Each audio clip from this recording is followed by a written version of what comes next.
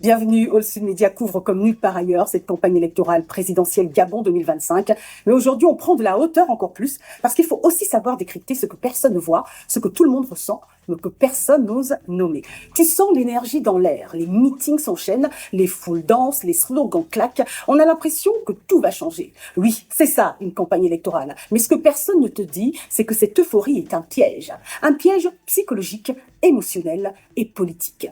Et aujourd'hui, on va le décrypter ensemble. Une campagne électorale, ce n'est pas juste de la politique, c'est une mise en scène émotionnelle. Tout est pensé pour te faire vibrer, les lumières, la musique, les applaudissements, les concerts, les slogans qui te promettent un avenir meilleur. C'est exactement ce qu'on appelle en communication politique un discours de rupture ou un narratif de restauration. Avant, c'était dur, avec moi, ce sera mieux. Ce n'est pas un programme que tu reçois, c'est une promesse émotionnelle et ton cerveau adore ça parce qu'il ne cherche pas la vérité, il cherche la dopamine. En psychologie sociale, on parle d'euphorie mimétique. Tu t'enflammes parce que les autres s'enflamment, les hormones montent, adrénaline, excitation et le leader devient un messie. Même les campagnes les plus creuses peuvent soulever des foules parce que ce n'est pas le contenu qu'on applaudit, c'est l'ambiance, l'énergie, l'illusion du renouveau. Mais ce qui est dangereux, ce n'est pas l'émotion, c'est ce qu'elle provoque, un brouillage de la pensée. Quand un candidat te plaît, ton cerveau entre en effet de halo. Tout ce qu'il dit paraît brillant même quand il ne dit rien. Tu entres dans un biais de confirmation, tu vois ce que tu veux voir, tu ne veux plus entendre les critiques, tu te racontes une histoire et parfois, tu te racontes des mensonges.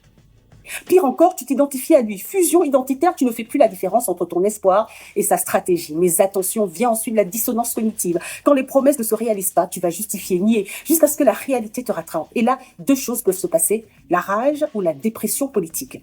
Puis, la montée est haute, plus la chute est douloureuse. Et plus tu as cru, plus tu peux te sentir trahi. L'émotion n'est pas un ennemi, mais elle ne doit jamais remplacer la lucidité. Un bon électeur, c'est quelqu'un qui sait applaudir sans s'aveugler, qui peut être mobilisé mais pas hypnotisé. Parce que la politique n'est pas une fête, c'est un contrat social. Un candidat, ce n'est pas un sauveur, c'est un gestionnaire de destin collectif.